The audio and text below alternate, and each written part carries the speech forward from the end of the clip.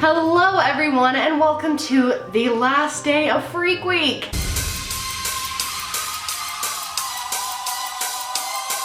Halloween is tomorrow. Some of you may already be watching this and it's already Halloween, but oh my gosh, what a fun week. I definitely want to do this next year, so give me a thumbs up if you've enjoyed this week of videos. I will not be posting tomorrow, even though I normally do post Tuesdays because it is Halloween and people, you know, are gonna be out doing shenanigans. Let's go ahead and get started today. We are going to be talking about the real Dracula. And no, we're not talking about Count Dracula. Count Dracula was a fictional character, but now they believe that he was based on a real person from the 1400s. And this guy was brutal, guys. So I saved him for the last day of Freak Week because this is truly what nightmares are made of. Fun as it is to talk about Slender Man and black-eyed children, those are urban legends. They don't have sources, they're not real. But what I'm about to tell you today is absolutely real, so get ready. But before we get started, today's video was kindly brought to you by Audible. So awesome to have a brand supporting a Freak Week video, and Audible is one of my favorite things personally. As most of you guys know, I struggle from learning disabilities, and reading has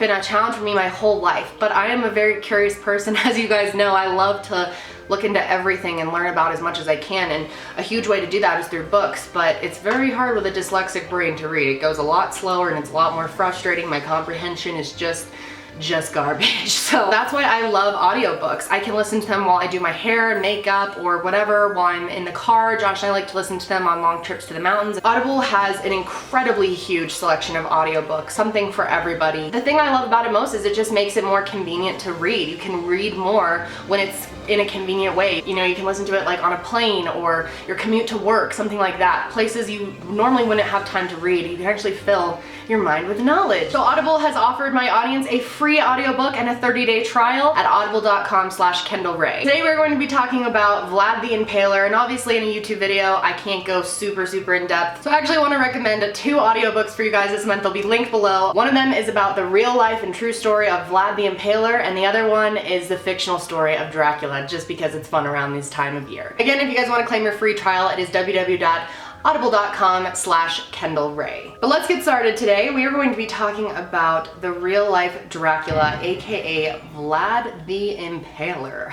Quite the name. So the real Dracula was around from 1428 to 1476. And this is his real name. His real name actually translates to Dracula. His father's name was Dracul, which had symbolism with dragons and also meant the devil. So literally Dracula was son of Dracul, meaning he was son of the devil. And boy was he, man, okay? This guy was a complete savage. There are so many people in history who have incredibly gory pasts, but Vlad the Impaler literally might be worse than all of them, or at least is really high up there. He was that bad. To his credit, he lived in a time of kill or be killed. Like, this is just how it was.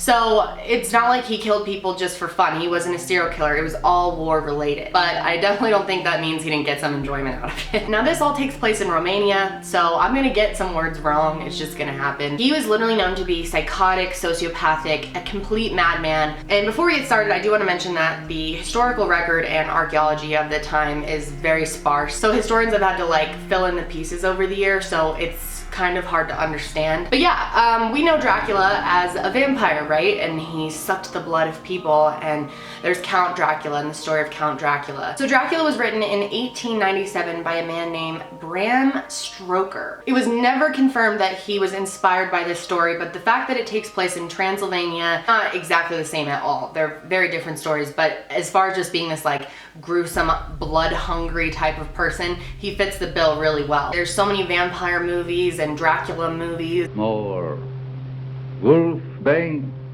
more effective than wolfbane, Count. Indeed. There's Count Dracula in Sesame Street. It's time to get up and stomp your feet to this great foot-stomping Transylvanian beat. You know, we had Hotel Transylvania, which is a super cute movie, by the way. And if a human tries to harm you, I'll simply say, Because you're daddy's girl. This is Hotel Transylvania. All of our monster friends are right here. But you know, it's all playing off of this vampire world, and Transylvania is now really known for the story of Dracula, and there's tons of tourists that go there specifically to learn about it. It seems like not many people know about the real Dracula and what he did. So Vlad Dracula was born in Transylvania. This is actually his house, or where they think his house was, and here's what the house that he was born in would look like back then.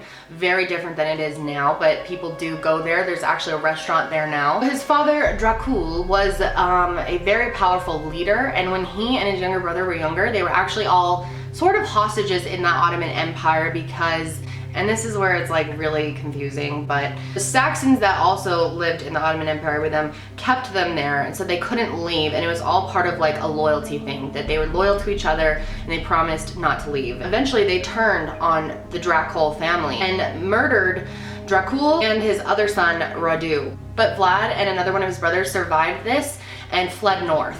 But he'd always swore he was going to take back the land for his father, and that is what drove him pretty much the rest of his life. So he ended up retreating to an area called Trigoviste. He knew that his life was in danger. People were constantly trying to drive him out of power, and he thrived on being powerful. That's what he was all about, was power, just taking revenge for his father, and he wanted to eventually rule all of the land. He was so worried about assassins that he had a servant, and he would make his servant taste everything that he ate and drank to make sure there wasn't poison in it. This guy was super paranoid, and I think that paranoia made him into this like extremely violent person that was willing to just kill anyone who would even try to challenge his power or be in his way. And this whole area of land was kind of ruled by him.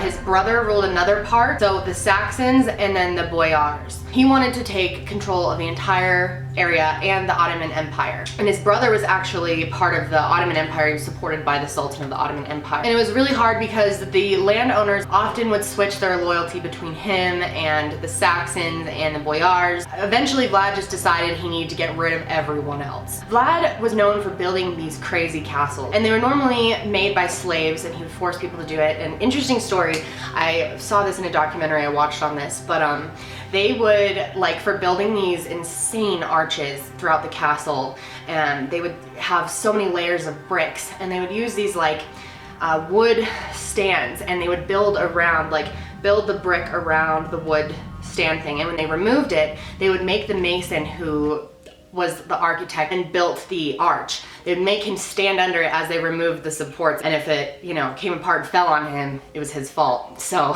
and he built this incredible fortress. It was like multiple layers. They had like this insane watchtower. It was huge. And then they had these like crazy looking barriers that people would have to get over, and there was like 3 layers of it. So it was very hard to get to him. And if anyone wanted to come into his castle and try to murder him or take him out of power, they'd have to go through all these different layers and the moats as well. Not to mention there's probably dudes shooting at you from the towers above that were watched at all times. It was 300 square feet, and he lived in the top of it. He had this like incredible panoramic view of the whole thing. When Vlad finally decided to take out the Boyars, he knew it was going to be a hard task. These people, everyone back then was brutal and good at fighting. So what he did was surprise attack them. He invited them all to dinner, and once they, you know, they all went through the barrier. So like, it's just as hard to get out as it is to get in. And he knew that the only way to remain in power was to get rid of them. So he ordered 500 of them to be impaled. According to legend anyway, he had them impaled, 500 of them. And this is where Vlad gets his Vlad the Impaler name. Now, impaling is disgusting, okay? If this stuff makes you, I am with you. Torture for me is really hard. I don't watch any scary movies like Saw or any of that shit.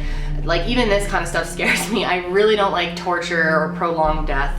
That for some reason bothers me. I can deal with death after it's done, but it's just like the slow, torturous deaths really get to me. And impaling, it's gotta be one of the worst things. Now, I'm not even gonna try to explain it.